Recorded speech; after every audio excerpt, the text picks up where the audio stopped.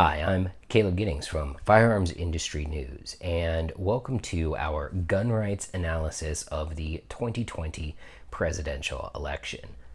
What I'll be doing in this video is breaking down the candidates, vice president and presidential candidates based on their actual policies and their voting records on gun rights. The idea in this video is to provide a relatively politically unbiased examination of how the candidates have actually voted and what they say they're going to do on the Second Amendment. If you're one of those people where the Second Amendment is your linchpin issue and it's the thing that determines how you're going to vote, this video is important. If you have other things that determine your vote, if things are more important to you than just guns, this video might help as well because it will hopefully enlighten you on some of the candidates' policies. But with that in mind, we're going to go ahead and get started. And we're going to start with the incumbent, President Donald Trump. And how is Donald Trump's record on gun rights? His actual record. It's not great. When Donald Trump was elected in 2016, I remember thinking excitedly that we were going to see some changes in the Second Amendment, some real changes, things that we have been hoping for some time, like having suppressors and SBRs moved off the NFA, for example, nationwide CCW reciprocity, for example. And obviously, none of those things have happened. Instead, we got a bump stock ban. That's actually the only Second Amendment thing that's happened in the president's administration is we've gotten a bump stock ban. And that's not super great. So his only major gun rights thing has actually been to take some gun rights away and get rid of bump stocks. And he's made troubling statements too about firearms, like take the guns away and worry about due process later. So the president's actual action record on guns is not good. Now, if we move to the Vice President Pence is actually solidly pro-gun. And his voting record when he was the governor of Indiana, the legislation that he signed as he came up the political ranks has always been solidly pro-gun. But, as they said in Air Force One, the Vice President is like the Queen of England.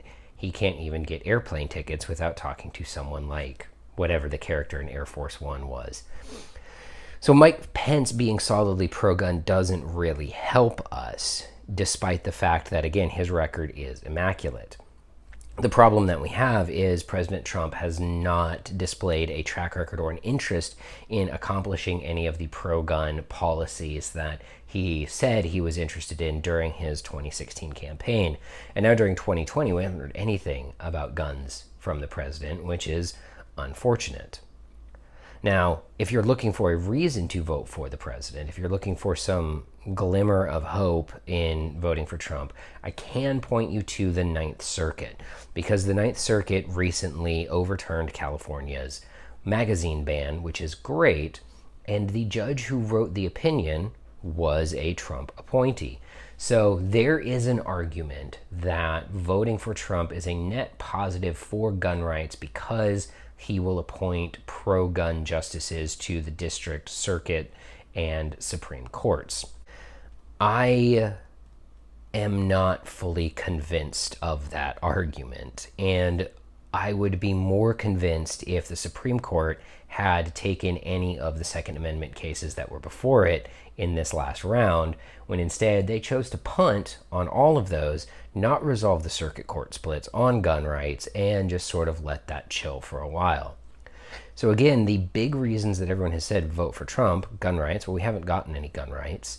And the Supreme Court, well, the Supreme Court hasn't done crap for gun rights either, don't really hold a lot of water for 2020. So if you can't vote for Trump, can you vote for Joe Biden and Kamala Harris?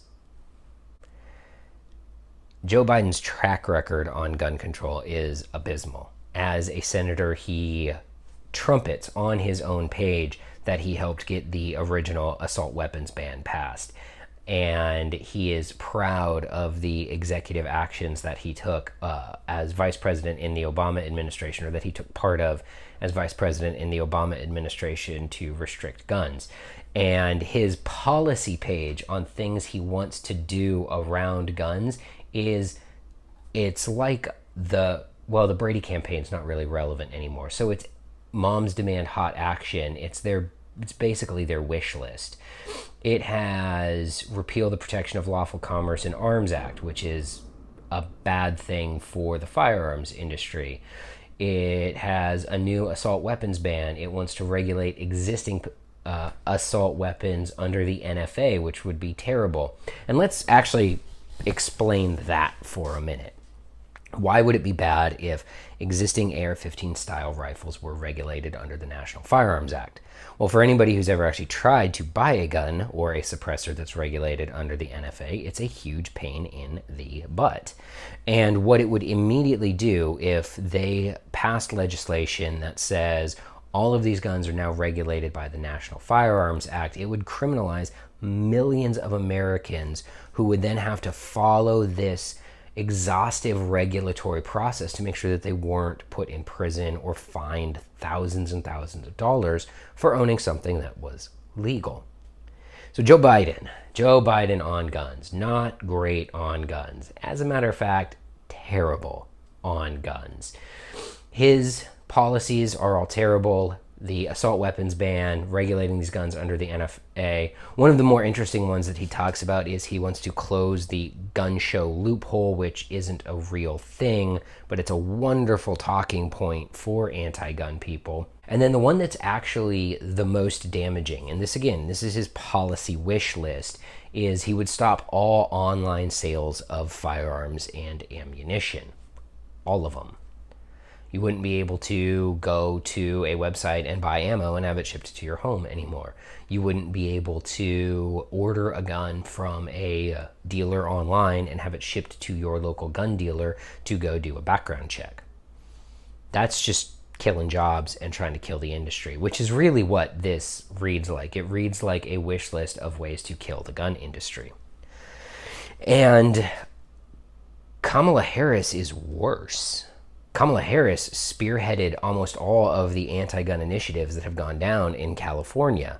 She's terrible on guns, and her terribleness on guns, for lack of a better word, is actually worse for us than Mike Pence being good at guns, because I am deeply concerned about Joe Biden's mental and physical health, and I worry that he won't last as president. And if Kamala Harris gets elected, if he were to step down or have some sort of medical issue that would put Kamala Harris into the big chair, we would have the most anti-gun president that, as far as in my lifetime.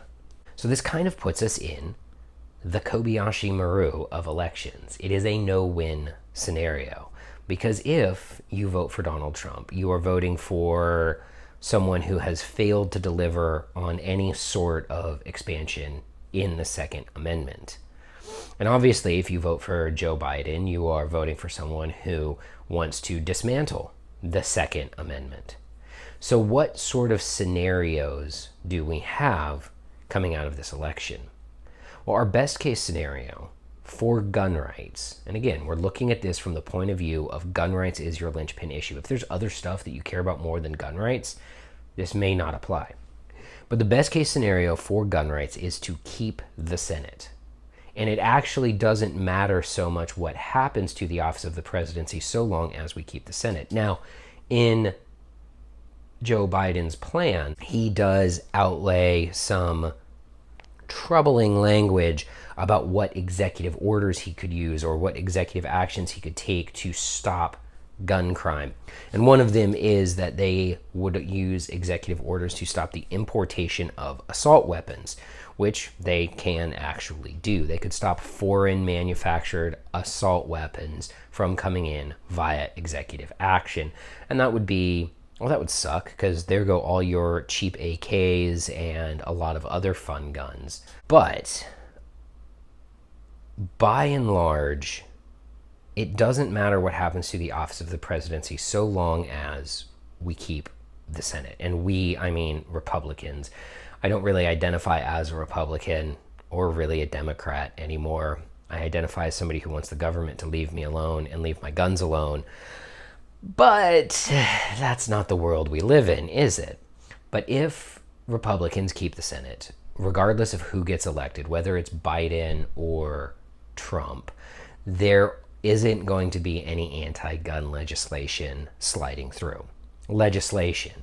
Mitch McConnell, Senator McConnell, has done a good job of stopping anti-gun nonsense from even seeing the light of day in the Senate, and there's no reason to believe that he would stop doing that if he keeps his seat, if the Republicans keep the Senate. So regardless of who wins, our best case scenario is keep the Senate.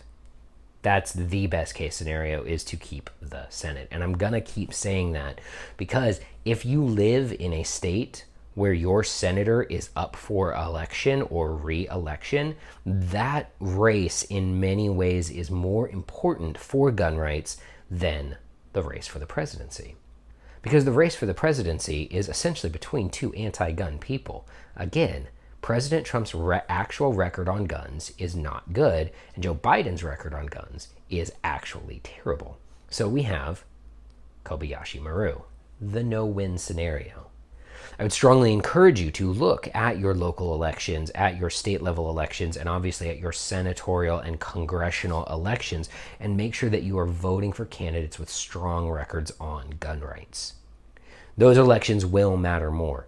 Victory for gun rights in the Senate preserves our ability to defend our rights from bad legislation. Victory for gun rights in the House would be amazing.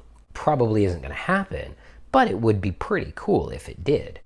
So in conclusion, if you are a pro-gun person, if you are someone who values the Second Amendment as your linchpin issue, as your key issue, you have no reason to vote for Joe Biden or Kamala Harris. None whatsoever. If you are a pro-gun person, if you're that person who values the Second Amendment as your key issue, the only reason that I can manufacture to vote for President Trump has nothing to do with his actions and everything to do with the actions of justices that he has appointed in district and circuit courts, not the Supreme Court.